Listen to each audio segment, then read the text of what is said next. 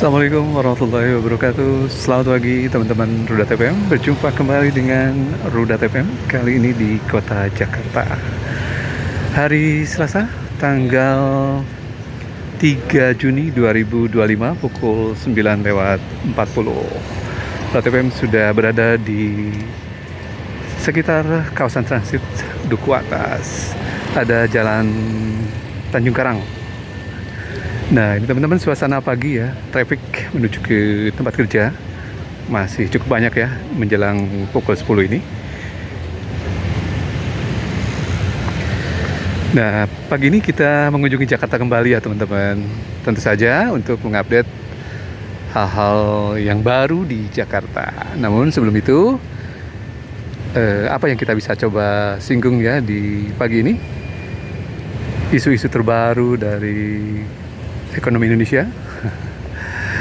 Nah, pada hari Senin lalu, tanggal 2 Juni 2025, kembali ya, kabar buruk menghampiri perekonomian Indonesia. Apa yang terjadi? Nah, di bulan Mei ini, yang sudah kita lewati kemarin ya, dan masuk ke awal Juni, informasi dari dari BPS dan Pusat Statistik mengkonfirmasikan bahwa ekonomi Indonesia mengalami deflasi.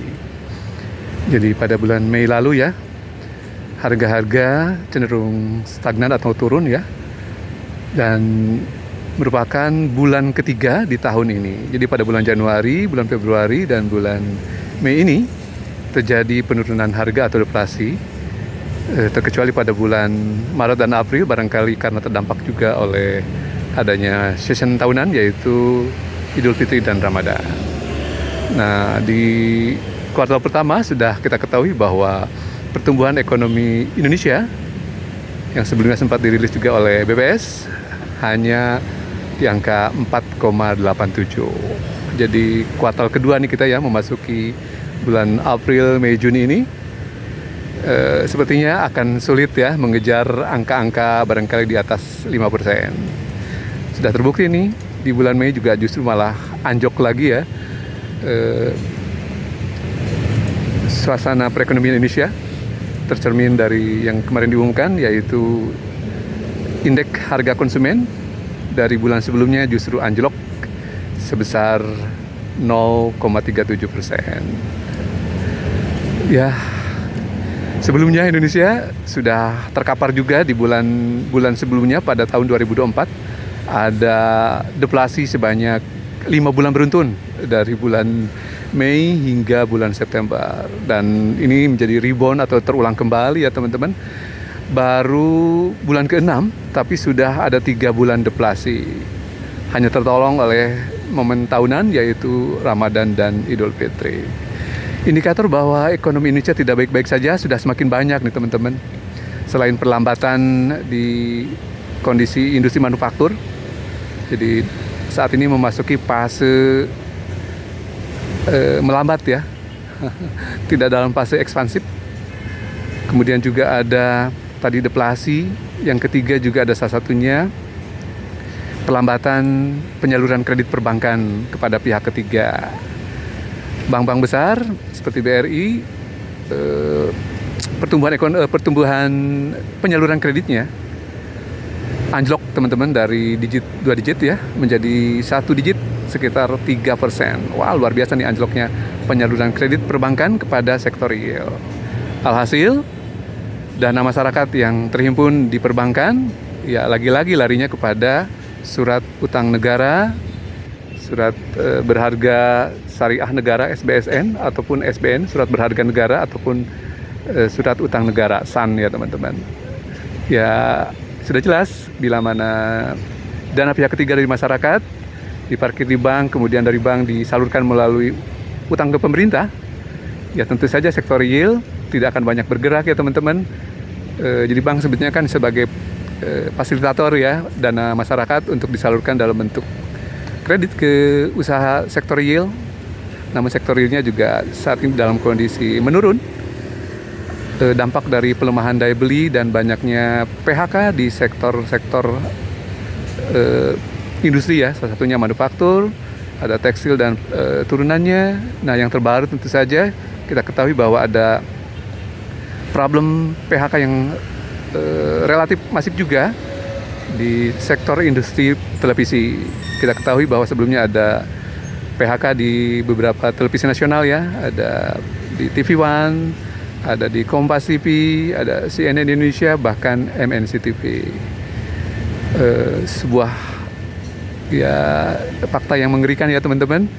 Alih-alih menciptakan lapangan kerja, pemerintahan baru yang sudah berjalan sekitar 7 bulan, mau menginjak ke 8 bulan, sepertinya tidak cukup berdampak ya perubahan rejim. Justru perlambatan ekonomi semakin parah ya. Dan sektor yang terbaru yang juga sedang dalam potensi untuk pengurangan pegawai atau PHK massal, yaitu adalah sektor pariwisata ya. Dalam hal ini hotel, perhotelan ya, dan restoran. Ada Perhimpunan Perhotelan Pariwisata dan Perhotelan Republik Indonesia (PHRI) mengkonfirmasi bahwa ada fenomena para owner gitu ya, para investor di sektor perhotelan melego atau menawarkan asetnya untuk dijual ya teman-teman. Dampak langsung dari melambatnya industri pariwisata dan perhotelan serta resto dari upaya pemerintah melakukan strategi efisiensi yang ternyata dampaknya langsung kepada sektor pariwisata, dalam hal ini hotel dan restoran, serta yang terkait di dalamnya, yaitu ada bisnis MICE ya, ada meeting, insentif, convention, serta exhibition teman-teman. Jadi yang banyak terpengaruh ya. Jadi salah satu pasar yang besar sepertinya dari sektor pariwisata perhotelan ini yaitu anggaran pemerintah yang disalurkan dalam bentuk MICE tersebut ya, meeting gitu sama convention begitu ya, dan disusul juga oleh okupansi dari masyarakat juga yang hotel ya, yang turun jauh ya teman-teman. Alhasil Jakarta salah satunya sebagai kota bisnis cukup terdampak, bahkan di daerah juga melaporkan banyak sekali industri perhotelan yang menggantungkan dari MICE-nya pemerintah ya, anggaran pemerintah yang tersalur dalam bentuk mungkin perjalanan dinas serta meeting atau convention di hotel-hotel di daerah. So, jangan berharap juga kepada masyarakat untuk konsumsi hotel ya saat ini. Masyarakat sedang berjuang dalam memenuhi kebutuhan sehari-hari ya. Terbukti ya banyak sektor real yang sudah ambruk sebelumnya dan melakukan penutupan gerai secara permanen serta massal ya. Kemarin sempat udah TPM singgung, ada Lulu Hypermarket, kemudian sebelum-sebelumnya sudah ada Giant di tahun-tahun yang lalu ya. Kemudian sektor real seperti Matahari atau Transmart juga sudah banyak melakukan penutupan gerai dan melakukan PHK terhadap karyawannya. Jadi kita masih berharap kepada MBG sebagai leading sector atau program utama dari pemerintahan saat ini. Sepertinya sulit ya. Di satu sisi program MBG juga masih terkendala dalam berbagai hal, terutama dalam perluasan cakupan atau coverage-nya, karena banyak kasus-kasus keracunan massal serta potensi korupsi yang memungkinkan untuk terjadi ya. Bahkan di beberapa kasus ada juga tenan atau vendor yang belum dibayar begitu ya teman-teman, yang menyebabkan pasti akan kesulitan secara teknis dalam penyediaan MBG. Sementara sudah di awal sudah dilakukan efisiensi untuk atau alokasi anggaran kepada MBG dari sektor-sektor kementerian dan kelembagaan di pemerintahan pusat. Bahkan transfer ke daerah juga sudah berkurang anggarannya, sehingga tenaga kerja harian barangkali di kementerian ataupun di BUMN, BUMD sudah lebih awal barangkali tidak diperpanjang kontraknya ya teman-teman. Aduh, Indonesia ini mau kemana ya teman-teman? TPM sendiri masih kesulitan mencerna ya, ini sebenarnya arah pembangunan atau ekonomi Indonesia mau kemana. Di saat kita mengejar Thailand, mengejar Malaysia, mengejar Singapura, Rising Star sudah hampir menyalip kita, bahkan sudah ya teman-teman untuk Vietnam dan Kamboja. Jangan-jangan nanti juga kita akan tersalip juga oleh Timor Leste. Ya, begitulah teman-teman.